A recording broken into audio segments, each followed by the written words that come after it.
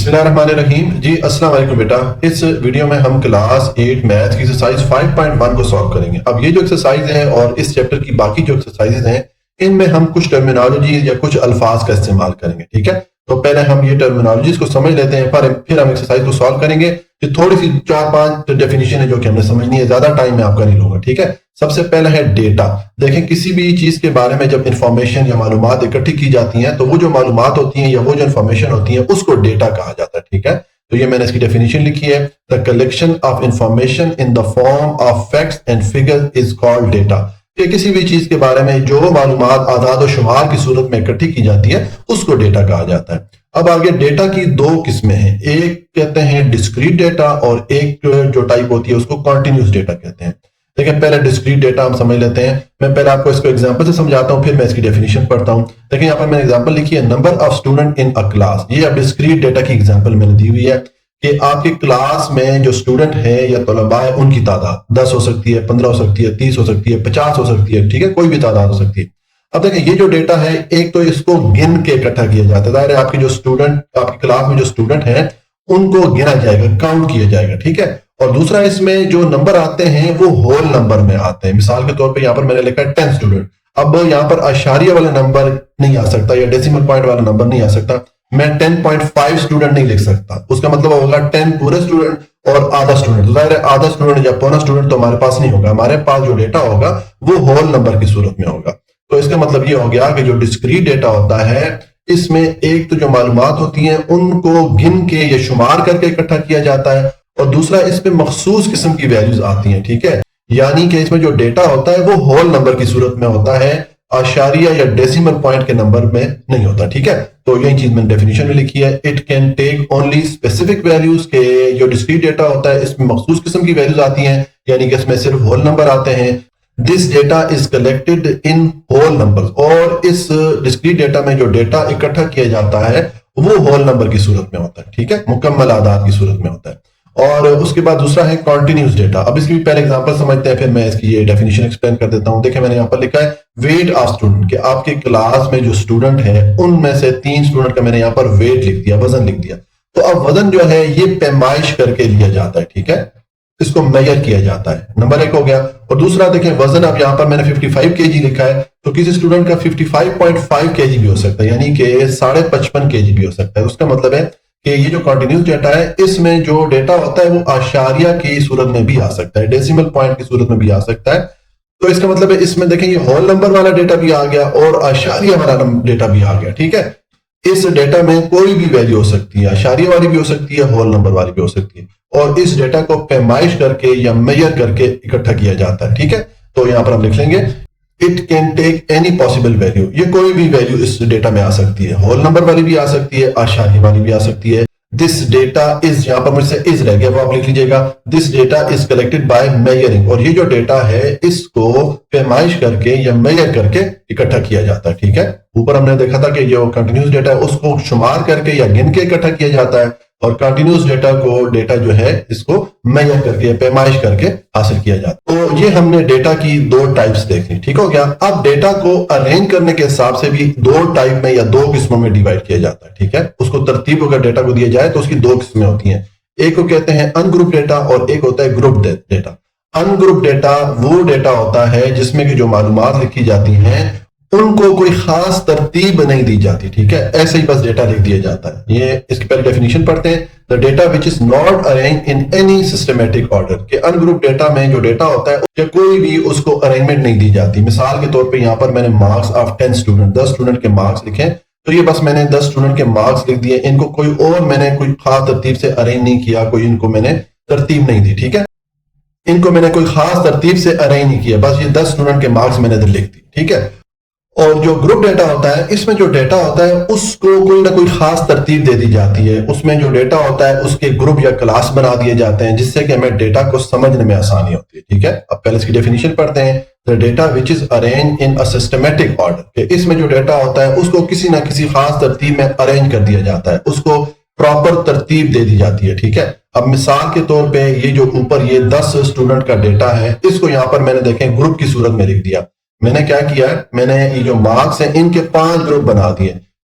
ये पहला ग्रुप मैंने बना दिया 0 से 20 तक जिन्होंने मार्क्स लिए हैं, फिर दूसरा मैंने ग्रुप बना दिया कि 21 से 40 तक जिन्होंने मार्क्स लिए हैं, ठीक है। फिर तीसरा ग्रुप है कि 41 से 60 तक जिन स्टूडेंट ने मार्क्स लिए। इस तरह मैंने ये 100 तक इसके 5 ग्रुप बना लिए। और उसके बाद यहां से देखें अब ये 0 से 20 के दरमियान कितने स्टूडेंट आ रहे हैं। अगर आप देखें तो एक ये वाला स्टूडेंट है जिसके 10 नंबर है और एक ये वाला स्टूडेंट जिसके 15 नंबर है। ये दो स्टूडेंट इस ग्रुप में आ रहे हैं, तो मैंने नंबर ऑफ स्टूडेंट यहां पर लिख दिया 2 कि 0 से 20 तक जो स्टूडेंट हैं जिन्होंने के नंबर हासिल किए उनकी तादाद 2 है, ठीक है। इसी तरह 21 से 40 के दरमियान जो नंबर ऑफ स्टूडेंट है उनकी तादाद सिर्फ 1 है। अगर अब यहाँ पर आप देखें तो सिर्फ ये 30 वाला जो स्टूडेंट है ये इस ग्रुप में आ रहा है। तो इस तरह यहाँ पर हमने ये जो डेटा है इसको ग्रुप की सूरत में अरेंज करके लिख दिया। अब ये तो डेटा यहाँ पर थोड़ा है, तो इससे आपको इतनी समझ में नहीं आ रही होगी कि ये ग्रुप डेटा का क्या फायदा है, लेकिन जब आगे डेटा बहुत ज्यादा हो, ठीक है, हजारों की तादाद में आपके पास वैल्यूज होती हैं, तो फिर अगर डेटा को अरेंज करके ग्रुप डेटा में लिखा जाए तो वो ज्यादा बेहतर होता है। उससे हमें डेटा की सही तरीके से समझ में आती है, ठीक है। तो ये हमने मुख्तलिफ टर्मिनोलॉजी देख ली है। अब ये टर्मिनोलॉजी ये अल्फाज जब हम एक्सरसाइज सॉल्व करेंगे तो हम इनको बार बार इस्तेमाल करेंगे, ठीक हो गया। अब हम एक्सरसाइज की तरफ चलते हैं और एक्सरसाइज को सॉल्व करते हैं जी। अब क्वेश्चन नंबर 1 है the marks of a student Zeeshan in the grade 6 examination were. ये हमें जीशान जो कि क्लास 6 का स्टूडेंट है उसने मुख्तलिफ एग्जाम में जो नंबर लिए ये उन नंबर का डेटा हमें दे दिया गया है। अब मुख्तलिफ सब्जेक्ट में उसने ये नंबर लिए होंगे, ठीक हो गया। Show these mark by drawing an appropriate graph. तो हमने ये जो नंबर हमें इन्होंने बताए हैं इनको हमने ग्राफ की सूरत में दिखाना है, ठीक है। तो देखें ग्राफ की मुख्तलिफ किस्में होती हैं, मुख्तलिफ टाइप होते हैं, ठीक है। मैं यहाँ पर जब इस ग्राफ ड्रा कर लूंगा फिर आपको बताऊंगा कि ये ग्राफ की कौन सी टाइप है और यहाँ पर हमने इसी टाइप को क्यों ड्रा किया, ठीक है। तो अब पहले ये जो हमें डेटा दिया है जीशान का इन्होंने, इनको हम टेबल की सूरत में लिख लेते हैं। देखिए ये मैंने टेबल बनाया है। ये जीशान ने जो मुख्तलिफ सब्जेक्ट में नंबर लिए थे ये मैंने लिख दिया, ये मैंने ऊपर क्वेश्चन में से लिख दिया, ठीक है। और यहाँ पर मैंने फर्ज कर लिया कि ये जो 50 नंबर से लिए ये कोई सब्जेक्ट ए हो सकता है, ठीक है, और जो 80 नंबर है ये कोई सब्जेक्ट बी हो सकता है। मैंने यहाँ पर सब्जेक्ट या मज़ामीन की जगह बस ABCDEF करके लिख दिया। आप अगर यहाँ पर सब्जेक्ट के नाम लिखना चाहते हैं, उर्दू, इंग्लिश, इस्लामियात, मैथ वगैरह, तो वो भी लिख सकते हैं, ठीक है। मैंने आसानी के लिए बस सब्जेक्ट को ABCDEF का नाम दे दिया, ठीक है। तो ये उसने मुख्तलिफ सब्जेक्ट के नाम आ गए और ये जीशान ने इन सब्जेक्ट में जो नंबर लिए हैं ये मैंने यहाँ पर लिख दिया, ठीक है। ये ऊपर जो हमें इन्होंने ये वाली वैल्यूज दी थी ये सारी वैल्यूज यहाँ पर मैंने तरतीब से लिख दी, ठीक है। तो ये हमने टेबल बना लिया। अब इसके लिए हम ग्राफ बनाएंगे, ठीक है। तो देखें ग्राफ बनाने के लिए आप एक लाइन इस तरह इस डायरेक्शन में लगाते होते हैं, इसको एक्स एक्सिस की लाइन कहते हैं, ठीक है। और एक लाइन आप इस तरह ऊपर वर्टिकल डायरेक्शन में लगाते हैं, इसको वाई एक्सिस की लाइन कहते हैं, ठीक है। अब एक्स एक्सिस को देखें मैंने बराबर बराबर यूनिट या बराबर बराबर हिस्सों में तकसीम कर लिया। आपने भी इस तरह जो एक्स एक्सिस की लाइन लगाएंगे तो उसको आपने बराबर बराबर हिस्सों में तकसीम कर लेना है। एक्स एक्सिस के साथ हम ये जो सब्जेक्ट्स हैं इनको शो करेंगे, ठीक है। ये जो सब्जेक्ट ABCD हैं इनको शो करेंगे। तो देखिए मैंने ये एक्स एक्सिस के साथ ये सब्जेक्ट लिखे हैं और ये जो मुख्तलिफ सब्जेक्ट हैं इनको मैंने बराबर बराबर फासले पे यहाँ पर लिख दिया F तक, ठीक है। इसी तरह वाई एक्सिस के साथ ये जो मार्क्स हैं इनको हम शो करेंगे, ठीक है। तो वाई एक्सिस को भी मैंने बराबर बराबर हिस्सों में यानी कि 10-10 नंबर के यूनिट से इसको तकसीम कर लिया। और कहां तक तकसीम किया है? 100 तक तकसीम किया है। अगर आप मार्क्स की सबसे बड़ी वैल्यू देखें तो यहाँ पर आपके पास 90 है, ठीक है। तो इसका मतलब है कि ये जितनी भी हमारे पास मार्क्स की वैल्यूज है ये सारी यहाँ पर कवर हो जाएंगी क्योंकि मैंने यहाँ पर 100 तक मार्किंग की है, ठीक है। तो अब हम ये जो मुख्तलिफ वैल्यूज है इनको ग्राफ की सूरत में यहाँ पर हम दिखाएंगे। पहले हमारे पास वैल्यू है सब्जेक्ट A है और इसमें जीशान ने जो मार्क्स लिए हैं वो 50 हैं। तो अब देखें यहाँ पर आप एक्स एक्सिस पे आए, ये हमारा सब्जेक्ट A है, ठीक है। इससे आपने ऊपर जाना है। मार्क्स के लिए आपने कहां तक वैल्यू चेक करनी है? 50 तक। तो देखें ये मार्क्स की ये 50 वाली वैल्यू आती है। मैंने यहाँ पर एक छोटी सी हॉरिजॉन्टल लाइन लगा दी है। ये हमारा सब्जेक्ट A हो गया और ये हमारे मार्क्स 50 हो गए। मार्क्स ये 50 या 50 नंबर जो आ रहे हैं आपने बिल्कुल इसकी सीध में यहाँ पर छोटी सी लाइन लगानी है। ये लाइन आपने इस तरीके से लगानी है कि जो सब्जेक्ट A है ये इसके दरमियान में आए, ठीक है। तो ये मैंने लाइन लगा दी। अगर लाइन आपको नजर ना आ रही हो तो मैं थोड़ा जूम करके आपको बता देता हूं। देखें ये वाली लाइन आपको अब नजर आ रही होगी, ठीक है। तो अब जब आप ये लाइन लगा देंगे तो इस लाइन के दोनों कोनों को आप नीचे एक्स एक्सिस के साथ इस तरह आपस में मिला लेंगे, ठीक है। तो मैं इसको मिलाता हूं। पहले मैं इसको वापस रीसेट कर लूं, ठीक है। ये मैंने इसको रीसेट कर लिया। अब यहां पर आप इस लाइन की दोनों साइड पे आप लाइन लगाएंगे और उसको एक्स एक्सिस के साथ मिलाएंगे तो देखें ये आपका ग्राफ बन गया। ये जो सब्जेक्ट A है इसके लिए, ठीक है। ये हमने सब्जेक्ट A के लिए ग्राफ बना लिया। अब हम सब्जेक्ट B के लिए ग्राफ बनाएंगे। तो अब आप ये सब्जेक्ट बी पे आ जाएंगे, ठीक है, और इसकी सीध में ऊपर जाएंगे। कहां तक जाएंगे? देखें सब्जेक्ट बी की वैल्यू क्या है, इसकी मार्क्स की वैल्यू 80 है, तो यहां से वाई एक्सिस पे आप 80 के लाइन में आ जाएंगे। ये आपकी 80 की लाइन है, इसकी बिल्कुल सीध में यहां पर आगे आप इस तरह स्केल रख लीजिएगा, ठीक है, और यहां पर आगे आपने छोटी सी हॉरिजॉन्टल लाइन लगा लेनी है जिस तरह मैंने लगाई है, ठीक है। इसको मैं जूम करके आपको बता देता हूं। देखें ये आपकी जो है ना ये लाइन बन जाती है, और ये जो आपने लाइन लगानी है, जो आपका नीचे सब्जेक्ट बी है, इसको इसके दरमियान में रखना है। जिस तरह हमने सब्जेक्ट ए को दरमियान में रखा था, इस तरह ये सब्जेक्ट बी को भी आपने दरमियान में रखना है। उसकी वजह ये होती है कि हम ये जो ग्राफ बनाना चाहते हैं, हम इनकी विड्थ या चौड़ाई बराबर बराबर रखना चाहते हैं, ठीक है। तो इसलिए ये जो सब्जेक्ट बी है, इसको बिल्कुल ये जो आपकी हॉरिजॉन्टल लाइन है इसके दरमियान में हमने लगाया। अब आप दोबारा इसी तरह इसके जो कोने हैं, ये वाला कोना और ये वाला कोना, इनको इस तरह एक्स एक्सिस के साथ आप मिला लें, ठीक है। ये देखिए आप इसको एक्सिस में मिलाएंगे तो ये आपका ये जो सब्जेक्ट बी है इसका ग्राफ बन जाएगा, ठीक है। बस इस तरीके से आपने बाकी जितने ग्राफ हैं वो बना लेने, ठीक है। ये आपको मैंने 2 सब्जेक्ट के लिए बता दिया, बाकी ये जितने सब्जेक्ट हैं सबके लिए यही स्टेप आपने रिपीट करने, ठीक है। तो देखें ये सब्जेक्ट सी का अगर बनाना चाहें तो इस तरह ये सब्जेक्ट सी का बन जाएगा, ये डी का बन जाएगा, ये ई का बन जाएगा। मैं सारे सब्जेक्ट आपको नहीं बता सकता, उससे हमारी वीडियो बहुत ज्यादा लंबी बन जाएगी। ये जो मैंने 2 सब्जेक्ट के लिए बताया, यही स्टेप आपने रिपीट करते जाना है, तो आपके ये ग्राफ बन जाएगा। अब ये आपका ग्राफ बन गया है, ठीक है। अब इस ग्राफ को हम टाइटल दे देते हैं यहाँ पर, ठीक है। तो इसका टाइटल आ जाएगा, ये ग्राफ चूंकि हमें मार्क्स शो कर रहा है मुख्तलिफ सब्जेक्ट के, तो इसका टाइटल मैंने दे दिया बार graph showing marks of Zeeshan, के जीशान ने जो मुख्तलिफ सब्जेक्ट में मार्क्स हासिल किए थे, जो नंबर हासिल किए थे, ये उनके लिए हमने बार ग्राफ को ड्रॉ किया है। अब यहां पर हमने ये जो ग्राफ बनाया है इसको बार ग्राफ कहेंगे। बार ग्राफ ऐसा ग्राफ होता है जिसमें हम ये जो ग्राफ वाली लाइनें लगाते हैं, ठीक है, इनके दरमियान गैप होता है, ठीक है। तो बार ग्राफ की क्या निशानी होगी कि इसमें हम ये जो बार लगाते हैं, ये जो ग्राफ्स बनाते हैं, इनके दरमियान हम गैप रखते होते हैं, ठीक है। इस किस्म के ग्राफ को बार ग्राफ कहते हैं। अच्छा, अब यहां पर हमने बार ग्राफ को क्यों सिलेक्ट किया, उसके लिए ये देखें इसका जो जीशान का जो डेटा है, इसमें मुख्तलिफ सब्जेक्ट के मार्क्स दिए गए हैं, यानी कि यहाँ पर डेटा मुख्तलिफ कैटेगरीज की सूरत में आ रहा है, कोई ग्रुप या क्लासेस नहीं बनाई गई, ठीक है। तो इस किस्म का डेटा जब आता है तो उसके लिए फिर बार ग्राफ को ड्रॉ किया जाता है, ठीक हो गया। तो इस तरह ये हमारा क्वेश्चन नंबर 1 कंप्लीट हो जाता है। अब क्वेश्चन नंबर 2 है, shopkeeper sold the following number of toys in 6 week. ये हमें एक शॉपकीपर या दुकानदार ने 6 हफ्तों में जो मुख्तलिफ किस्म के खिलौने बेचे या नंबर ऑफ टॉयज उसने सेल आउट किए, उनका डेटा दिया गया। ये पहला जो फर्स्ट वीक था उसमें उस दुकानदार ने 120 खिलौने बेचे, ठीक है। दूसरे वीक में उसने 80 खिलौने या 80 नंबर ऑफ टॉयज को सेल आउट किया। इसी तरह ये मुख्तलिफ वीक्स के हिसाब से इसने जो जो खिलौने बेचे उनकी तादाद यहाँ पर दे दी गई है। हमने क्या करना है, represent the above information bye a simple bar graph. तो यहाँ पर हमने इस डेटा को बार ग्राफ के जरिए शो करना है, ठीक है। यानी कि हम सेम ग्राफ बनाएंगे जो कि हमने क्वेश्चन नंबर 1 में ड्रॉ किया था, ठीक है। और उसके बाद इसने ये 2 छोटे छोटे क्वेश्चन पूछे हैं, तो इनका हम आंसर लिखेंगे। पहले हम इस डेटा के लिए ग्राफ बनाते हैं, ठीक है। तो ये जो उसने हमें टेबल दिया है, सबसे पहले ये देखें यहाँ पर ये टेबल मैंने बना दिया है। ये पहला कॉलम आ गया वीक्स का, ये 1 से लेकर 6 तक हफ्ते मैंने लिख दिया है, और नंबर ऑफ टॉयज या जो उसने खिलौने सेल किए हर हफ्ते के हिसाब से उनके सामने मैंने उनकी वैल्यू लिख दी, ठीक है। ये हमने जो डेटा ऊपर उसने हमें दिया था उसको टेबल की सूरत में लिख दिया है। अब हम इसके लिए ग्राफ को ड्रॉ करेंगे। तो ग्राफ ड्रॉ करने के लिए सेम स्टेप हम परफॉर्म करेंगे जिस तरह के हमने क्वेश्चन नंबर 1 में किया था। आपको मैंने बताया था कि एक आपने इस तरह एक्स एक्सिस की लाइन लगानी होती है हॉरिजॉन्टल डायरेक्शन में, ठीक है। इसको बराबर बराबर हिस्सों में या बराबर बराबर यूनिट में तकसीम कर लें, ठीक है।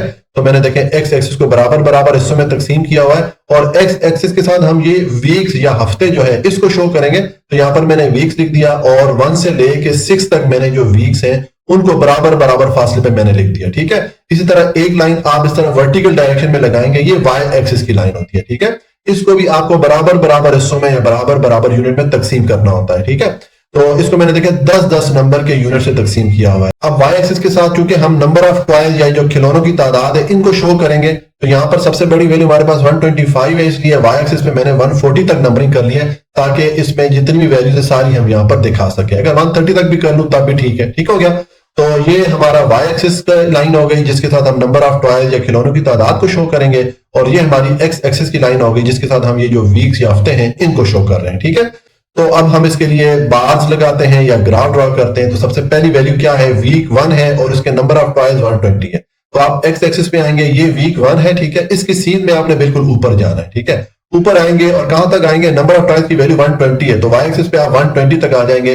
यहाँ पर आप एक छोटी सी हॉरिजॉन्टल लाइन लगा लेंगे। ठीक है, आपको मैंने क्वेश्चन नंबर 1 में बताया था कि ये हॉरिजॉन्टल लाइन आप जब लगाएंगे, मैं पहले इसको जूम करके आपको दिखा देता हूँ। ठीक है, देखें ये हमने लाइन लगाई, तो ये जो आप लाइन लगाएंगे, ये लाइन आपने इस तरीके से लगानी है कि जो आपका नीचे ये वीक 1 है ये इसके दरमियान में आए। ठीक है, तो इस तरह ये वीक 1 को आपने बिल्कुल इस हॉरिजॉन्टल लाइन के दरमियान में रखना है। अब इस लाइन के दोनों कोनों को आप एक्स एक्सिस के साथ दोनों साइड से मिला लेंगे। ठीक है, तो देखिए जब आप दोनों कोनों से आप मिलाएंगे तो ये पास ग्राफ बन जाएगा। ठीक है, ये मैंने ग्राफ बना लिया। अब यहाँ पर मैंने तो कलर से शो कर रहा हूँ, जाहिर आपके पास अगर टाइम नहीं होगा, आप सिर्फ इस तरह लाइन लगा लेंगे तो आपकी जो है ना बार बन जाएगी। जो पहली वाली वैल्यू है वीक 1 और नंबर ऑफ टॉयज 120, इसके लिए आपके पास देखें ये ग्राफ बन गया, ये बार आपने लगा दिए, ये आपका वीक 1 आ रहा है और ऊपर आए तो ये आपका जो नंबर ऑफ टॉयज है 120 आ। ठीक है, उसके बाद दूसरी वैल्यू है वीक 2 है और नंबर ऑफ टॉयज 80 है। तो अब आप ये वीक 2 पे आ जाए। ठीक है, और इसमें आपने बिल्कुल इसकी सीध में ऊपर आना है, कहां तक आना है, अब नंबर ऑफ टॉयज की वैल्यू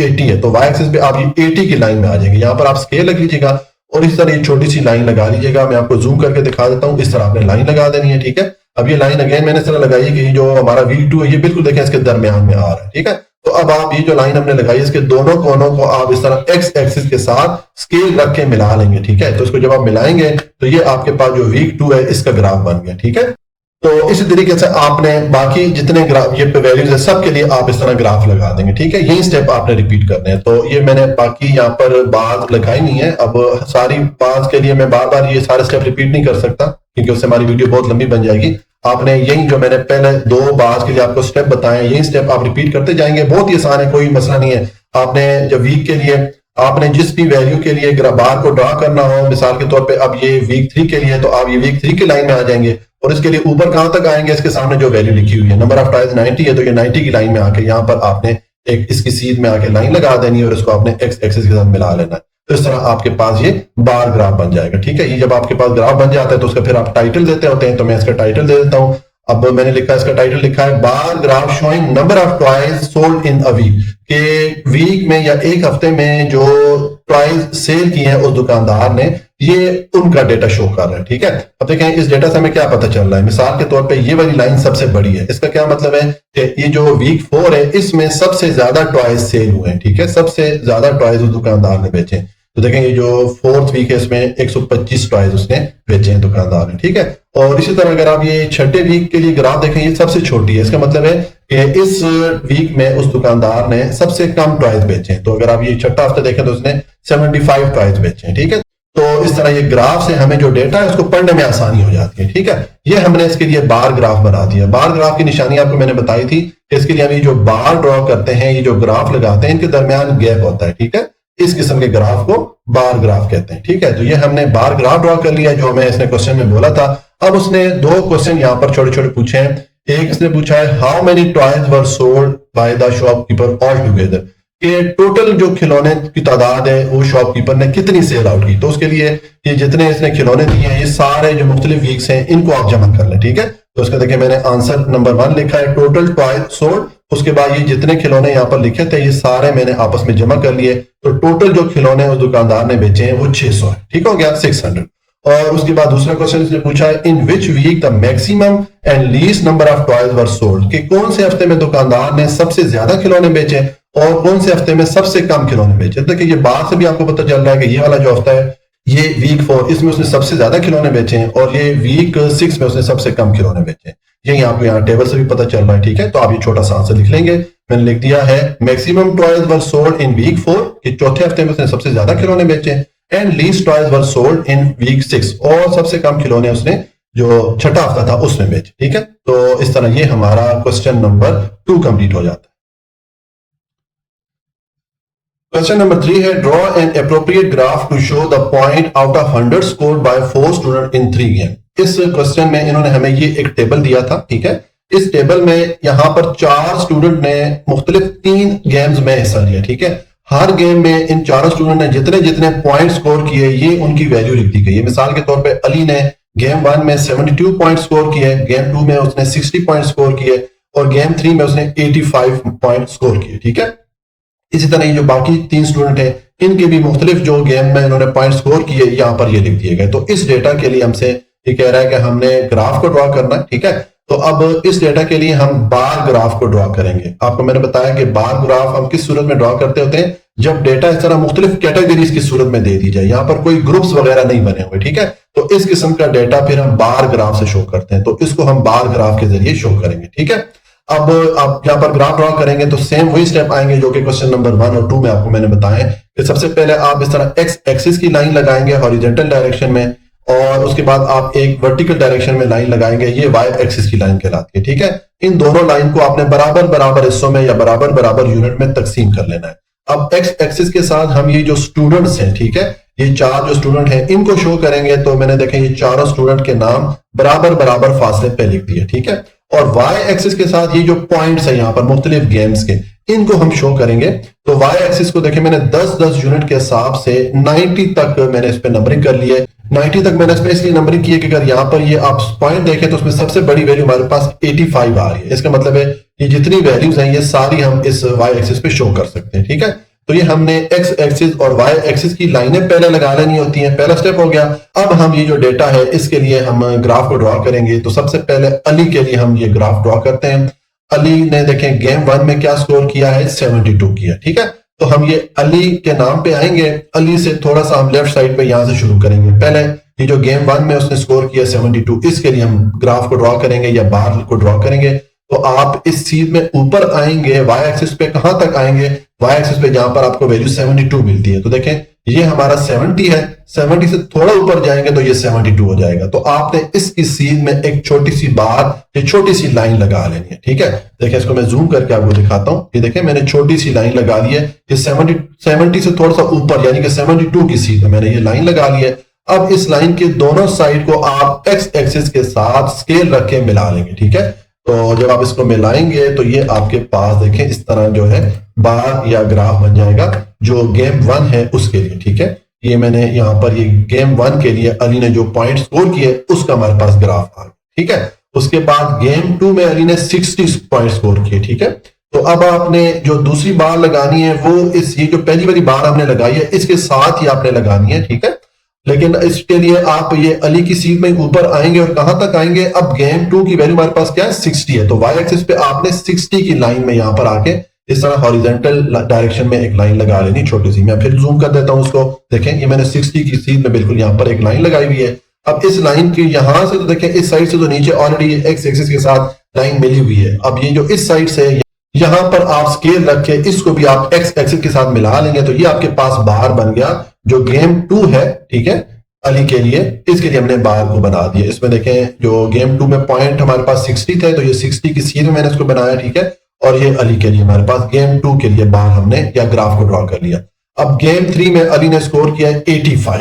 तो अब आप इसी बार के साथ एक और बार को ड्रॉ करेंगे, लेकिन अब आपने वाई एक्सिस पे कहां तक जाना है 85 तक, ठीक है। तो अब इस सीध में ऊपर आए, देखें ये आपका 80 है और ये 90 है, ठीक है। तो 80 और 90 के दरमियान में ये 85 आ जाएगा, ठीक है। तो यहां पर देखें ये मैंने लाइन लगाई हुई है। अब इस लाइन को आप दोनों साइड से नीचे एक्स एक्सिस के साथ मिलाएंगे, ठीक है। तो देखिए मैंने इस लाइन को इधर से भी एक्स एक्सिस के साथ मिला लिया और इधर से भी मैंने इसको एक्स एक्सिस के साथ मिला लिया। तो ये अली ने जो गेम 3 में पॉइंट स्कोर किए थे उसके लिए भी हमने ग्राफ बना लिया, ठीक है। इस तरह ये हमारे पास अली के लिए जो ग्राफ है ये कंप्लीट हो गया। अली ने तीनों गेम्स में जो पॉइंट स्कोर किए थे उनके लिए हमने यहाँ पर बार या ग्राफ को ड्रॉ कर लिया। अब अनम के लिए करेंगे तो सेम ये स्टेप आपने रिपीट करने जो कि मैंने अली के लिए किए हैं। यानी कि पहले आप गेम 1 के लिए करेंगे तो आप ये अनम के नाम पे आएंगे, यहां से आपने ऊपर जाना है और वाई एक्सिस पे कहां तक आना है। वाई एक्सिस पे देखें जो गेम 1 में वैल्यू है 48 है तो आप 48 पे आएंगे, यानी कि ये 50 है। 50 से 2 पॉइंट थोड़ा नीचे आएंगे यानी कि तकरीबन इस जगह पे बन जाता है, ठीक है। यहाँ पर उस तरह आपने ऐसे हॉरिजॉन्टल डायरेक्शन में छोटी सी लाइन लगा के उसको दोनों साइड से एक्स एक्सिस के साथ मिला लेंगे। बाकी भी सारे स्टेप आपने इसी तरीके से रिपीट करने। तो बाकी बार मैंने ऑलरेडी यहाँ पर ड्रॉ कर ली क्योंकि अगर सारे बार्स का मैं आपको बताऊंगा तो फिर हमारी वीडियो बहुत लंबी बन जाएगी। आपने सेम यही स्टेप जो मैंने ये अली के लिए बताए यही इन बाकी तीनों स्टूडेंट के लिए रिपीट करने हैं, ठीक है। तो ये हमारा देखें बार ग्राफ बन गया। अब यहाँ पर ये जो हमने ग्राफ बनाया ये है तो बार ग्राफ, लेकिन इसको मल्टीपल बार ग्राफ कहते हैं। इसमें देखें अली की हमारे पास 3 ये हमने बार ड्रॉ किए, फिर यहाँ पर ये दरमियान में गैप डाल के फिर हमने अनम के लिए यहाँ पर ग्राफ बना लिए, फिर दरमियान में गैप डाल के ज़ारा के लिए बना लिए। यानी कि यहाँ पर भी बार्स के दरमियान गैप आ रहा है तो इसका मतलब है ये बार ग्राफ तो है, लेकिन चूंकि यहाँ पर एक नाम के सामने मल्टीपल बार हमने बनाए, ठीक है, एक से ज्यादा बार बनाए, इसलिए ऐसे ग्राफ को मल्टीपल बार ग्राफ कहते हैं, ठीक है। तो ये हमने ग्राफ बना लिया। अब आप इसका सब्जेक्ट यहाँ पर लिख लें, टाइटल लिख लें, ठीक है। तो ये मैंने लिख दिया बार ग्राफ, या आप मल्टीपल बार ग्राफ भी लिख सकते हैं। Showing point score bye student के, ये जो 4 स्टूडेंट थे इन्होंने मुख्तलिफ गेम में जो पॉइंट स्कोर किए थे, ये बार ग्राफ हमें उनका डेटा बता रहा है। अब देखें यहाँ पर ये जो मुख्तलिफ गेम्स हैं इनको मैं मुख्तलिफ कलर से शो कर रहा हूँ, ठीक है। जैसे कि हमारा ये जो गेम 1 है इसको मैं ब्लू कलर से शो कर रहा हूँ कि अली ने देखें गेम 1 में ये स्कोर किया था, इसके लिए मैंने ये बार लगाई। अनम ने गेम 1 में ये स्कोर किए, ठीक है। इसी तरह जारा के गेम 1 में ये पॉइंट थे। तो जो गेम 1 है इसको हम कौन से कलर से शो कर रहे हैं? ब्लू कलर से। इसी तरह गेम 2 को हम ये ब्राउन कलर से शो कर रहे हैं और गेम 3 को हम ग्रीन कलर से शो कर रहे हैं, ठीक है। तो यहाँ पर हम इसका ये लेजेंड लिख भी लेते हैं कि ब्लू कलर जो है वो गेम 1 के लिए है, ठीक है, और ब्राउन कलर गेम 2 के लिए है और ग्रीन कलर जो है ये गेम 3 के लिए, ठीक है। तो इस तरह ये जो इसके मुख्तलिफ कलर है इनसे हमें पता चल जाता है कि ये कौन सी गेम के पॉइंट है, ठीक है। तो आप देख लीजिएगा कि आपको क्लास टीचर ये वाला पॉइंट भी करवाते हैं कि नहीं। अगर ये नहीं करवाते तो आप सिंपल बस बार को ड्रॉ कर लीजिएगा, ठीक है। वो आप अपने टीचर को देखिएगा कि वो आपको किस तरह चीज करवाते हैं। तो इस तरह ये हमारा जो क्वेश्चन नंबर 3 है ये कंप्लीट हो जाता है। क्वेश्चन नंबर 4 है the following are the runs made in a 2-day cricket match by student in a high school. कि एक हाई स्कूल में 2 दिनों का क्रिकेट का मैच हुआ, ठीक है। उसमें जो स्टूडेंट ने 2 दिनों में मुख्तलिफ जो स्कोर किए ये उनका डेटा दे दिया गया, ठीक है। मिसाल के तौर पे ये जावेद स्टूडेंट है, इसने पहले दिन 55 रन स्कोर किए, दूसरे दिन 90 रन स्कोर किए। इसी तरह ये हमजा ने पहले दिन में 60 रन स्कोर किए, दूसरे दिन 25 स्कोर किया। इस तरह ये मुख्तलिफ जो स्टूडेंट है उन्होंने जो 2 दिनों में स्कोर किए यहाँ पर इनका डेटा में दे दिया गया है। Draw an appropriate graph on the following data. तो इस डेटा के लिए हमने ग्राफ को ड्रॉ करना है, ठीक है। तो ये जो हमें डेटा दिया है पहले हम इसको यहाँ पर देखें, मैंने इसको टेबल की सूरत में लिख दिया, ठीक है। ये हमारा डेटा हो गया। अब इसके लिए हम ग्राफ को ड्रॉ करेंगे। तो ये डेटा भी देखें यहाँ पर हमें मुख्तलिफ कैटेगरीज के सूरत में आ रहा है, यहाँ पर कोई ग्रुप्स वगैरह नहीं बने हुए। तो इस किस्म का डेटा आपको मैंने बताया कि हम फिर बार ग्राफ से शो करते हैं। तो हमें इसके लिए भी जो ग्राफ को ड्रॉ करूंगा वो बार ग्राफ ही होगा, ठीक है। बार ग्राफ कौन सा होता है? जिसमें हम जो बार्स लगाते हैं या जो ग्राफ बनाते हैं उनके दरमियान गैप होता है, ठीक है। तो ये देखें अब यहाँ पर हम बार ग्राफ बनाएंगे तो उसके लिए आपको मैंने बताया कि पहला स्टेप क्या होता है कि आप इस तरह हॉरिजॉन्टल डायरेक्शन में लाइन लगाते हैं जो कि एक्स एक्सिस की लाइन होती है, और एक आप इस तरह वर्टिकल डायरेक्शन में लाइन लगाते हैं जो कि वाई एक्सिस की लाइन कहलाती है, ठीक है।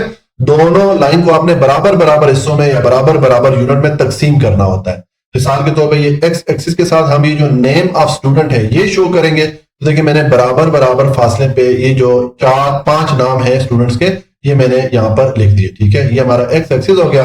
और वाई एक्सिस के साथ हम ये जो रन्स हैं या जो स्कोर किए उन स्टूडेंट्स ने वो हम शो करेंगे, ठीक है। तो यहाँ पर देखें मैंने स्कोर लिख दिया, ठीक है, वाई एक्सिस के साथ। और इस वाई एक्सिस को मैंने 10-10 यूनिट या 10-10 नंबर के बराबर बराबर हिस्सों में तकसीम कर लिया, ठीक है। अब देखिए हमारे पास सबसे बड़ी वैल्यू कौन सी आ रही है? 90 आ रही है, ठीक है, रन्स में। तो इसका मतलब है जो वाई एक्सिस इसको मैंने 100 तक इस पे मार्किंग कर ली या नंबरिंग कर ली ताकि इसमें जितनी वैल्यूज है सारी हम शो कर सके, ठीक हो गया। ये हमने एक्स एक्सिस और वाई एक्सिस को यहाँ पर ड्रॉ कर लिया। अब हम बार बनाते हैं या यहाँ पर ग्राफ बनाएंगे। तो पहले हमारे पास वैल्यू क्या है? जावेद, ठीक है। इसने पहले दिन 55 रन बनाए और दूसरे दिन 90 रन स्कोर किए, ठीक है। इसके लिए हम ग्राफ को ड्रॉ करेंगे। तो सेम तरीका जिस तरह आपको मैंने पीछे तीनों क्वेश्चन में बताया। देखें ये जावेद का नाम है, आपने ये जावेद के नाम पे यहां से आपने आना है, ठीक है। और अब पहले दिन का स्कोर इसका 55 है, इसके लिए हम ग्राफ को ड्रॉ करेंगे, ठीक है। तो आपने जावेद की सीट में ऊपर जाना है, कहां तक जाना है? वाई एक्सिस पे आपने देखना है 55 वैल्यू। तो देखें ये 50 है और ये 60 है, तो इनके दरमियान में 55 हो जाएगा, ठीक है। इसको मैं जूम करके आपको दिखा देता हूं। देखें ये मैंने लाइन लगाई है 50 और 60 के दरमियान में, ये 55 हो गया। ये मैंने लाइन लगाई।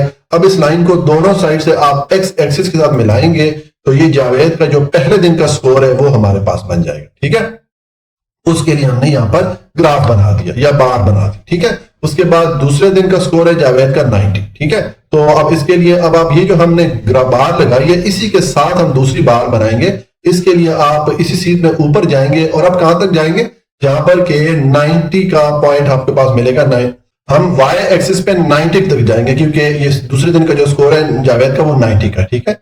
देखें ये 90 की सीध मैंने छोटी सी लाइन लगा ली है। अब इस लाइन को दोनों साइड से आप एक्स एक्सिस के साथ मिला लेंगे, लेकिन ये जो आप बार बनाएंगे तो इसको आपने जो पिछली बार है इसके साथ जोड़ के आपने ये वाली बार बनानी है, ठीक है। क्योंकि ये जावेद के लिए दोनों बार हमने बनाई है तो इनको हमने आपस में जोड़ के बना लिया, ठीक है। ये हमने जावेद के लिए ग्राफ को ड्रॉ कर लिया या बार लगा ली। ये जो ब्लू कलर है ये पहले दिन का स्कोर शो कर रहा है और ये जो ब्राउन कलर है ये दूसरे दिन का कलर जो है उसको शो कर रहा है। ठीक है, ये जावेद का हो गया। उसके बाद हमजा के लिए करेंगे तो सेम ही तरीका करेंगे।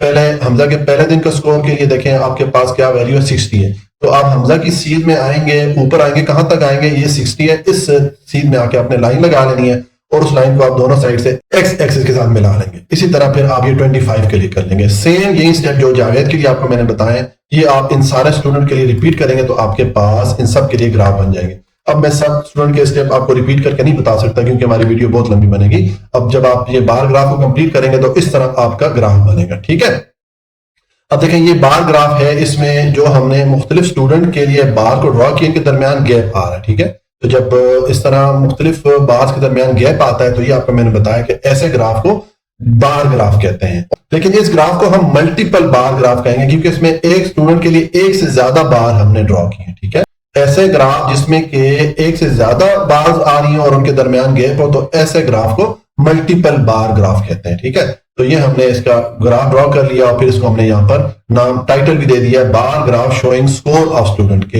ये चूंकि स्टूडेंट के जो 2 दिनों का स्कोर है उसको शो कर रहा है इसलिए ये मैंने इसको टाइटल दे दिया। और दूसरा आपको मैंने बताया कि जो ब्लू कलर है ये पहले दिन का स्कोर शो कर रहा है सब स्टूडेंट के लिए, और ये जो ब्राउन कलर है या रेड कलर समझ लें, ठीक है, ये दूसरे दिन का जो स्कोर है स्टूडेंट का वो शो कर रहा है। तो यहाँ पर आप इसको शो लिख भी दें। ठीक है, ये मैंने लिख दिया, ब्लू कलर फर्स्ट डे का स्कोर हो गया और ब्राउन कलर सेकंड डे का स्कोर हो गया।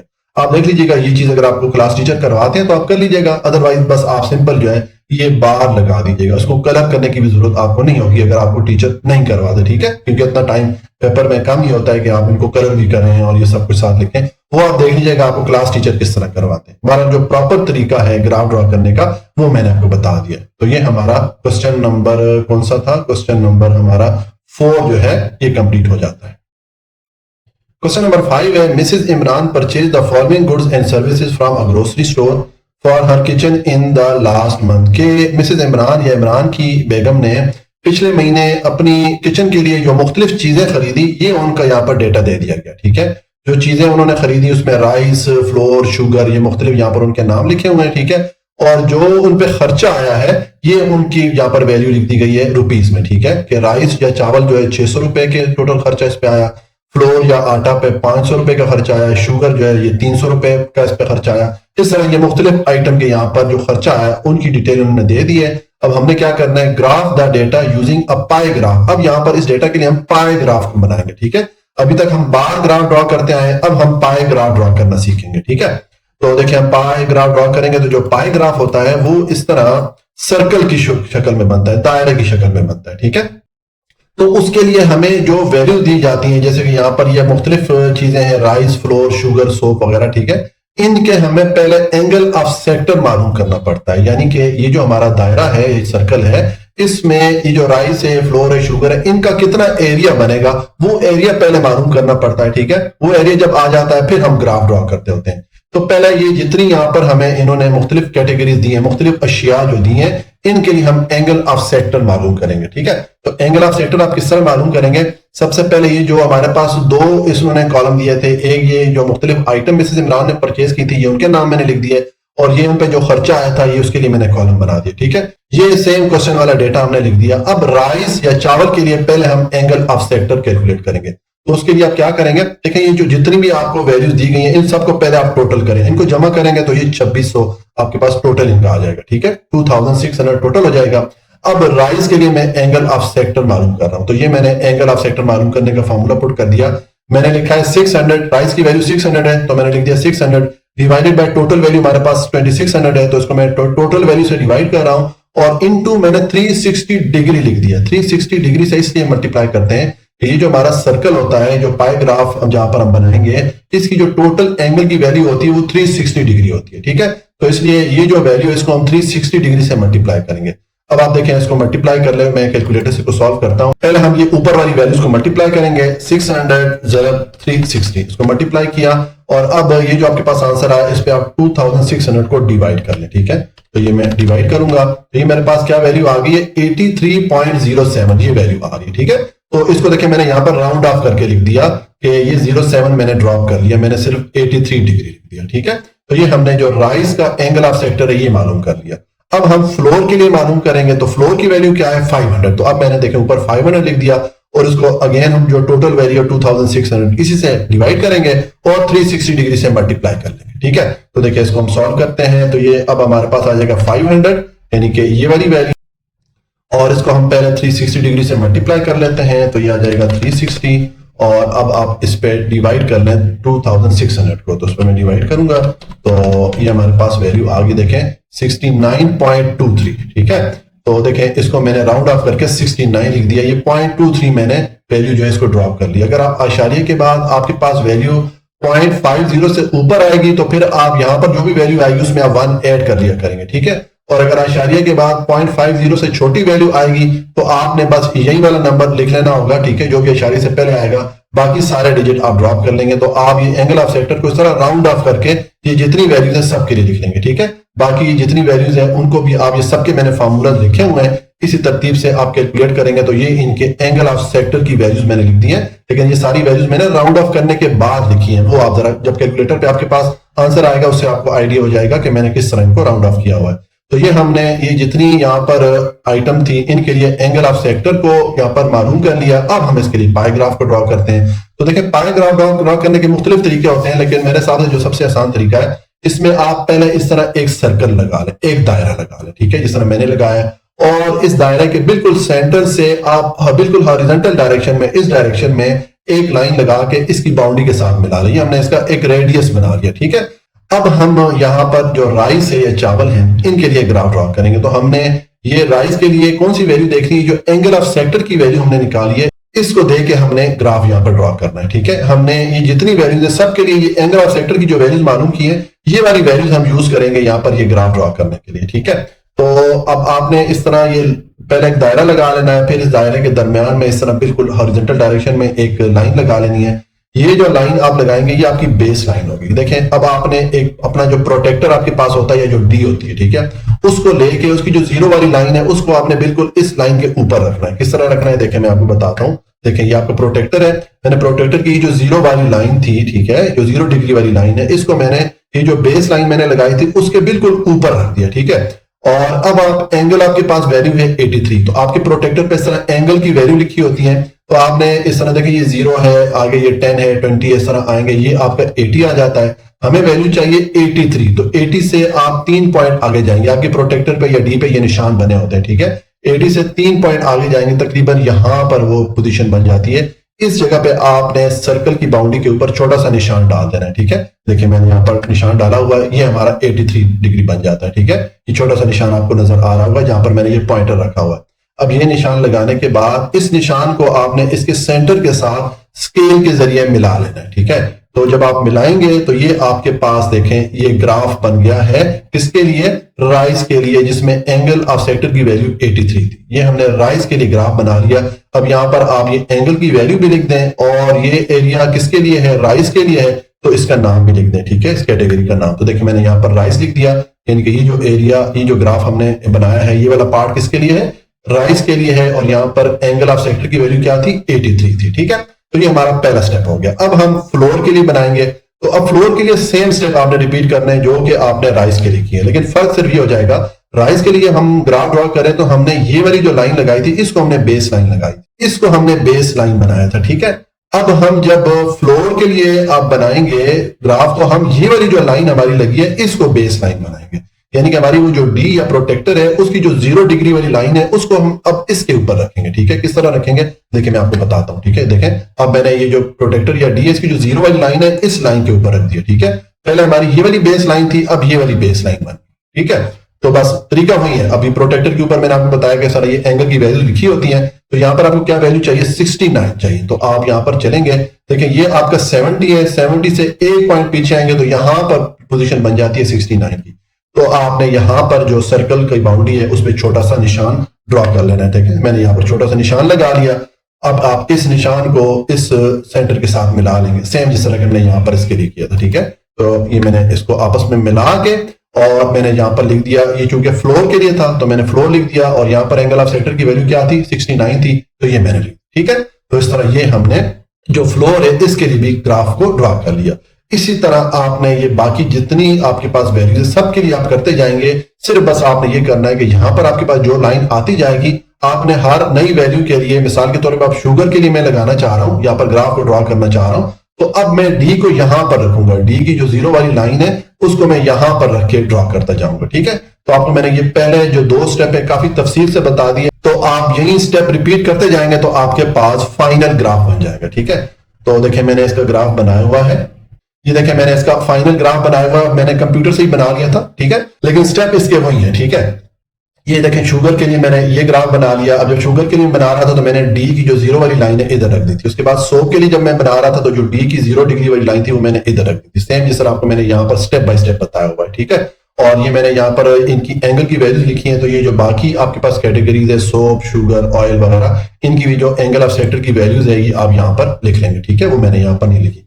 तो इस तरीके से आपने पाए ग्राफ को ड्रॉ करना होता है। इसके लिए आपको पहले एंगल ऑफ सेक्टर की वैल्यू मालूम करनी होती है, फिर उस एंगल ऑफ सेक्टर की वैल्यू को यूज करते हुए आप जो है इस तरह ग्राफ बनाते हैं। तो ये हमारा क्वेश्चन नंबर 5 कंप्लीट हो जाता है। अब क्वेश्चन नंबर 6 है, a shirt making company prepare the following number of shirt with different colour. ये हमें एक शर्ट बनाने वाली कंपनी ने मुख्तलिफ कलर्स की जो शर्ट्स बनाई है, ठीक है, जो कमीजें बनाई है, उनकी तादाद यहाँ पर उन्होंने बता दी है कि उस कंपनी ने रेड कलर की या सुर्ख कलर की जो शर्ट है वो 50 बनाई, ब्लू कलर की जो शर्ट है वो 60 बनाई। इस तरह ये मुख्तलिफ कलर की जो शर्ट उस कंपनी ने बनाई उनका डेटा हमें दे दिया इन्होंने।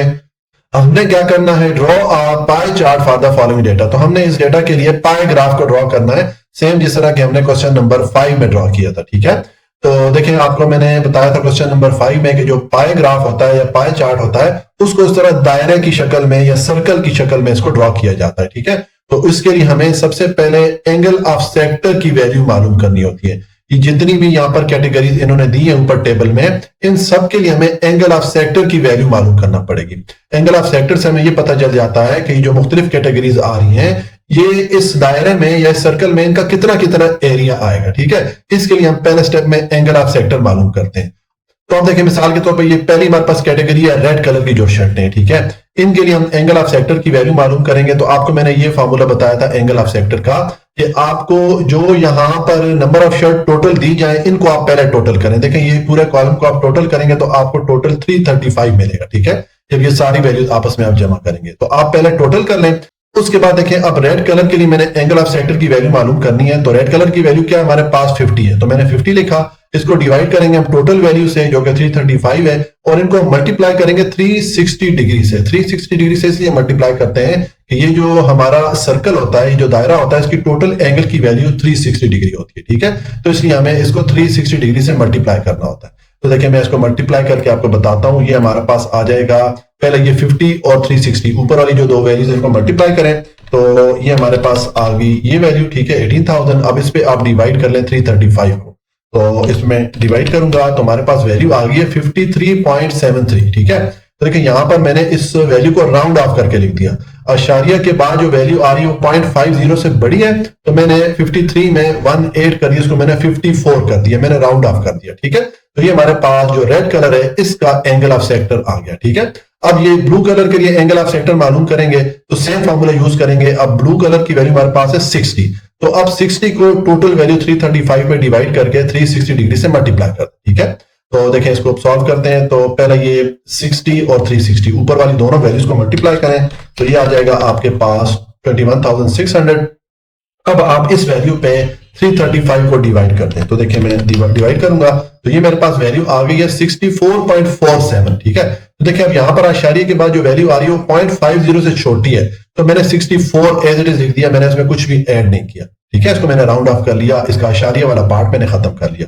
इसी तरह बाकी ये सारी वैल्यूज आपने इनके लिए एंगल ऑफ सेक्टर, ये मैंने सबके फार्मूलाज लिखे हुए हैं, इन फार्मूलाज को यूज करते हुए एंगल ऑफ सेक्टर आप मालूम करेंगे। ये मैंने सारी वैल्यूज लिखी है और सारी वैल्यूज मैंने राउंड ऑफ करने के बाद लिखी है। ठीक है, ये जब आप कैलकुलेटर पे इनको काउंट करके जब आप कैलकुलेटर पे मालूम करेंगे तो आपको आइडिया हो जाएगा कि यहाँ पर हमने कौन सी वैल्यू लिखनी है। ठीक है, तो ये हमने एंगल ऑफ सेक्टर की वैल्यूज मालूम कर ली है। अब हम इसके लिए ग्राफ ड्रॉ करेंगे। ठीक है, तो पहली वैल्यू हमारे पास है रेड कलर, इसका एंगल ऑफ सेक्टर है 54 डिग्री। इसके लिए हम यहाँ पर अब ग्राफ ड्रॉ करेंगे। पाई ग्राफ जो होगा वो ये जो हम एंगल ऑफ सेक्टर की वैल्यूज मालूम करते हैं इनको यूज करते हुए पाई ग्राफ को ड्रॉ किया जाता है। ठीक है, तो इसका तरीका ये है कि पहला स्टेप में आप इस तरह एक सर्कल या एक दायरा लगा लें और इस दायरे के बिल्कुल दरमियान से आप इस तरह हॉरिजॉन्टल डायरेक्शन में एक लाइन लगाएं और इसकी बाउंड्री को इसके सेंटर के साथ मिला लें, ठीक है, जिस तरह के इसकी रेडियस की लाइन होती है, ठीक है।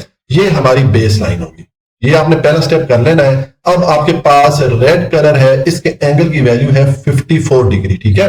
इसके लिए आप यहाँ पर ग्राफ ड्रॉ करेंगे। तो आपको मैंने पीछे क्वेश्चन बताया कि जो आपके पास प्रोटेक्टर या डी होती है, ठीक है, जिसपे के एंगल लिखे होते हैं, आपने उस प्रोटेक्टर या डी को लेना है और उसकी जो 0 डिग्री वाली लाइन है उसको आपने इस लाइन के ऊपर रखना है। ये हमारी बेस लाइन होती है, ठीक है। देखिए आपने इस तरीके से रखना है। ये हमारा प्रोटेक्टर मैंने ले लिया और इसकी जो 0 डिग्री वाली लाइन है, ये जो जहां पर बेस लाइन मैंने लगाई थी, इसके बिल्कुल ऊपर रख लिया, ठीक है। आपको पता है कि प्रोटेक्टर या डी के ऊपर इस तरह ये एंगल की वैल्यू लिखी होती है, ठीक है। अब यहाँ पर एंगल की वैल्यू में क्या मिली है, 54 डिग्री। तो आप ये देखेंगे प्रोटेक्टर पे यहाँ पर ये डिग्रीज की वैल्यू लिखी हुई है, हमने अब आना है 54 डिग्री पे। तो आप यहाँ पर चलेंगे, देखें ये 50 डिग्री आ रहा है प्रोटेक्टर पे, इससे 4 पॉइंट आगे आएंगे। आपकी डी पर ये सारे पॉइंट बने होते हैं, ठीक है। तो 50 से 4 पॉइंट आगे आएंगे, तकरीबन यहां पर रेंज बन जाती है। तो यहां पर आपने जो दायरा या सर्कल लगाया हुआ है उसके ऊपर आप छोटा सा लाइन, छोटी सी निशान डाल लें, छोटी सी लाइन आप ड्रॉ कर लें, ठीक है। देखिए मैंने छोटा सा यहाँ पर निशान लगा दिया। तो अब ये निशान और इसका जो सेंटर है इसको आप स्केल के जरिए आपस में मिला, ठीक है, स्ट्रेट लाइन से आप इसको मिलाएंगे तो ये आपके पास एरिया बन गया या ग्राफ बन गया किसका, रेड कलर का, ठीक है। इसमें एंगल की वैल्यू हमारे पास 54 है और ये हमारा एरिया किसके लिए, रेड कलर के लिए। तो आप इसमें ये दोनों चीजें लिखते हैं, ठीक है। ये एंगल हमारा 54 डिग्री हो गया और ये मैंने ये जो कैटेगरी है रेड कलर यहां पर मैंने लिख दिया, यानी कि ये जो एरिया है ये रेड कलर के लिए हो गया, ठीक है। अब हम ये जो ब्लू कलर है इसके लिए यहां पर ग्राफ ड्रॉ करेंगे। तो सेम वही स्टेप आपने रिपीट करने जो कि आपने यहां पर ये रेड कलर के लिखे हैं। सिर्फ फर्क ये होगा कि वहां पर हमने इस लाइन को बेस लाइन बनाया था, अब आप जो प्रोटेक्टर या डी है उसकी जो 0 डिग्री वाली लाइन है उसको आप इस पे रखेंगे। ये वाली लाइन आपकी बेस लाइन बन जाएगी। देखें किस तरह बनेगी, देखिए मैंने इसके ऊपर डी की जो 0 डिग्री वाली लाइन है उसको मैंने यहां पर रख दिया, ठीक है। पहले हमने यहां पर रखा था, अब यहां पर रख दिया। अब इसके ऊपर हमने सर ये जो मुख्तलिफ एंगल की वैल्यूज है इनके ऊपर जाना है। कहां तक जाना है, देखें 64 डिग्री हमारे पास ब्लू कलर की वैल्यू है, एंगल ऑफ सेक्टर की वैल्यू 64 डिग्री है। तो आप यहां पर आएंगे, देखें ये आपका 60 डिग्री है, इससे 4 पॉइंट आगे आएंगे। ये आपके डी पे ये निशान बने होते हैं, ठीक है। 4 पॉइंट आएंगे, यहां पर आगे आपने दायरे के ऊपर उसी तरह छोटा सा निशान लगा लेना है, छोटी सी लाइन आप लाइन ड्रॉ कर लें। देखिए ये मैंने निशान लगा दिया। अब आप इस निशान को इसके सेंटर के साथ मिला लेंगे, सेम जिस तरह के हमने ये वाला काम किया था, ठीक है। सेम स्टेप रिपीट हो रहा है, ठीक है। तो देखें ये मैंने ये निशान ये दोनों आपस में इनको स्ट्रेट लाइन से मिला लिया और ये हमारे पास ग्राफ बन गया। ये किसके लिए बना था, ब्लू कलर के लिए। तो ये यहाँ पर मैंने कलर का नाम लिख दिया ब्लू कलर और ये मैंने एंगल ऑफ सेक्टर की वैल्यू 64 डिग्री उन्होंने बताई थी, ये मैंने लिख दी, ठीक है। तो बस आपने ये स्टेप रिपीट करते जाना है और ये जितनी कैटेगरीज है सबके लिए आप इस तरह ग्राफ को ड्रॉ करते जाएंगे। बस आपने इस चीज का ख्याल रखना है कि जो भी मिसाल के तौर पे अब ये नेक्स्ट जो कैटेगरी है ग्रीन, इसके लिए मैंने ग्राफ ड्रॉ करना है। तो अब मैं ये जो लाइन है इसको आप बेस लाइन बनाऊंगा, यहां पर मैं डी की जो 0 डिग्री वाली लाइन है वो रखूंगा, सेम जिस तरह के मैंने यहां पर और यहां पर रखा था, ठीक है। सेम ये स्टेप आप रिपीट करते जाएंगे तो आपके पास ग्राफ बन जाएगा। देखिए मैंने फाइनल ग्राफ इसका बनाया हुआ है, मैंने इसका फिर कंप्यूटर से ही बना दिया जल्दी के लिए, ठीक है। तो इस तरह आपका ग्राफ बन जाएगा, ठीक है। अब इसमें ये पहली 2 एंगल ऑफ सेक्टर की वैल्यूज मैंने लिख दी हैं, बाकी मैंने नहीं लिखी। तो आप इस तरह यहाँ पर जो है ये बाकी जितनी वैल्यूज है 38, 43, 75 ये जितनी कैटेगरी है सबके लिए यहाँ पर एंगल ऑफ सेक्टर की वैल्यूज भी लिख देंगे, ठीक है। ये आपका पाई ग्राफ बन गया। तो पाई ग्राफ के लिए आप क्या करते हैं, पहले आप एंगल ऑफ सेक्टर की वैल्यू निकालते हैं। ये इसका मैंने फार्मूला बता दिया एंगल ऑफ सेक्टर का, ठीक है। सब जो भी कैटेगरी होती है उसके लिए आप इस तरह एंगल ऑफ सेक्टर की वैल्यू निकालते हैं, फिर ये एंगल ऑफ सेक्टर की वैल्यू यूज करते हुए आप ये पाई ग्राफ बनाते हैं, ठीक है। तो ये हमारा क्वेश्चन नंबर 6 कंप्लीट हो जाता है। अब क्वेश्चन नंबर 7 है, a factory makes fertiliser and sold in 5 cities के। एक फैक्ट्री जो है वो फर्टिलाइजर या खाद बना के 5 मुख्तलिफ शहरों में उनको फरोख्त करती है, ठीक है। अब ये जो मुख्तलिफ शहर है city A B C D, इनमें जो परसेंटेज के हिसाब से वो फर्टिलाइजर या खाद फरोख्त करती है उनकी वैल्यू उन्होंने दे दी है कि सिटी ए में 15% के हिसाब से उन्होंने फर्टिलाइजर या खाद को सेल किया, ठीक है। सिटी बी में 20% खाद उन्होंने फरोख्त की। इस तरह जो सिटी सी है उसमें 25%, इस तरह ये बाकी सब शहरों के उन्होंने परसेंटेज हमें बता दिए। हमने क्या करना है, draw a suitable graph to represent this information. ये जो इन्फॉर्मेशन उन्होंने दी है इसको आप किसी मुनासिब ग्राफ से हम शो करेंगे। तो देखें यहाँ पर उन्होंने परसेंटेज के हिसाब से वैल्यू दी है मुख्तलिफ कैटेगरीज की, तो इस किस्म का डेटा फिर पाई ग्राफ से शो करना ज्यादा बेहतर होता है, ठीक है। तो इसको हम पाई ग्राफ से, यानी कि जो पीछे हमने 2 क्वेश्चन में ग्राफ बनाए थे, सर्कल वाले ग्राफ या दायरे वाले ग्राफ, उस ग्राफ से शो करेंगे, ठीक है। वो इसके लिए मुनासिब ग्राफ होगा या सूटेबल ग्राफ होगा। तो उसके लिए सबसे पहले तो ये इसने हमें ये डेटा दिया, इसको मैं टेबल की सूरत में लिख लेता हूँ। देखिए सिटी ए की वैल्यू इसने दी है 15%, ये मैंने यहां से लिख दिया, ठीक है। सिटी बी की वैल्यू इसने 20% दी है, तो ये सिटी बी के सामने 20% दे दिया। बाकी भी जितने शहरों की परसेंटेज इसने बताई थी ये सारी यहां पर मैंने लिख दी, इसको मैंने टेबल की सूरत में लिख दिया। अब इसके लिए हम पाई ग्राफ बनाएंगे। पाई ग्राफ का आपको मैंने बताया कि इसमें जो ग्राफ बनता है वो इस तरह दायरे की शक्ल में या सर्कल की शक्ल में बनता है। तो उसके लिए हमें पहले एंगल ऑफ सेक्टर की वैल्यू मालूम करनी होती है। एंगल ऑफ सेक्टर का मतलब ये होता है कि यहाँ पर जो मुख्तलिफ कैटेगरीज हैं इनका इस दायरे में या इस सर्कल में कितना कितना एरिया आएगा, वो चीज हमें एंगल ऑफ सेक्टर से मालूम होती है, ठीक है। तो इसलिए इनका एंगल ऑफ सेक्टर हम मालूम करेंगे पहले, ये जितनी वैल्यूज है, ठीक है। तो एंगल ऑफ सेक्टर का फार्मूला आपको मैंने बताया था कि इसमें आप क्या करेंगे, आपको यहाँ पर जो वैल्यू दी जाती है इन सब का टोटल करेंगे। तो ये हमारे पास परसेंटेज की सूरत में, परसेंट का मतलब होता है 100, इनको आप टोटल करेंगे तो आपको 100 ही मिलेगा, ठीक है। तो ये आप ये जो वैल्यूज आती हैं इनको आप टोटल कर लें। अब ये सिटी ए, इसके लिए मैं एंगल ऑफ सेक्टर की वैल्यू मालूम करूंगा। तो ये फार्मूला आपको मैंने पीछे दोनों क्वेश्चन बताया। मिसाल के तौर पे सिटी ए के लिए मैं मालूम करूंगा एंगल ऑफ सेक्टर की वैल्यू, तो इसकी वैल्यू हमारे पास क्या है 15%। तो 15, तो ये मैंने लिखा 15, ये जो सिटी ए की वैल्यू थी इसको डिवाइड करेंगे, टोटल हमारे पास वैल्यू 100 है, तो ये डिवाइड कर दिया 100 से और इसको मल्टीप्लाई करेंगे 360 डिग्री से। 360 डिग्री से इसलिए मल्टीप्लाई करते होते हैं कि ये जो हमारा सर्कल होता है, दायरा होता है, इसकी टोटल एंगल की वैल्यू 360 डिग्री होती है, इसलिए हम इसको 360 डिग्री से मल्टीप्लाई करते हैं, ठीक है। तो देखिए अब इसको मैं कैलकुलेटर से सॉल्व करके आपको बताता हूं। ये आ जाएगा, पहले हम ये ऊपर वाली वैल्यू 15 और 360 को आपस में मल्टीप्लाई करते हैं, तो ये हमारे पास आ जाएगा 5400, ठीक है। अब इस पे आप 100 को डिवाइड करेंगे तो ये हमारे पास एंगल ऑफ सेक्टर की वैल्यू आ जाएगी 54। तो यहां पर देखें मैंने लिख दिया 54, ठीक है।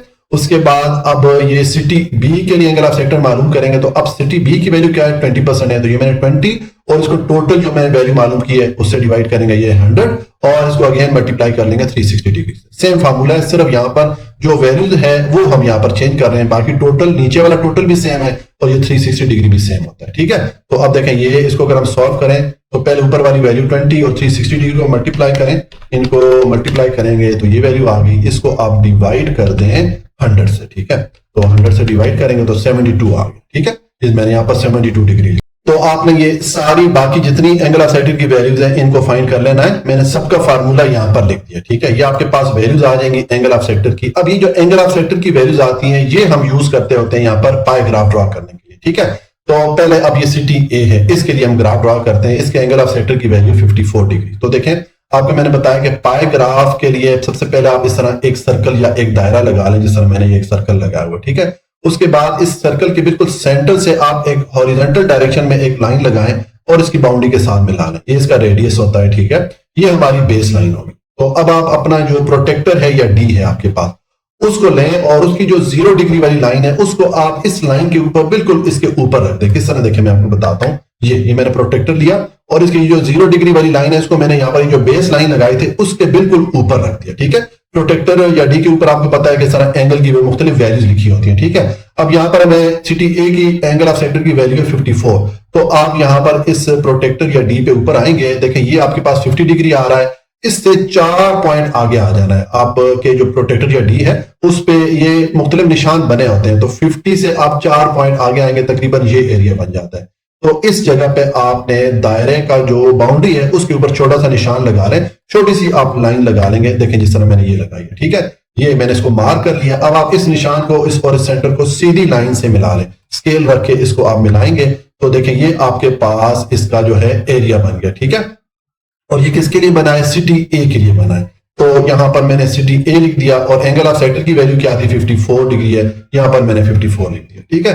तो इस तरह ये हमने जो सिटी ए है इसके लिए यहां पर ग्राफ को ड्रॉ कर लिया। अब हम सिटी बी के लिए करेंगे सेम ये स्टेप आपने रिपीट करना है जो कि हमने सिटी ए के लिए किया।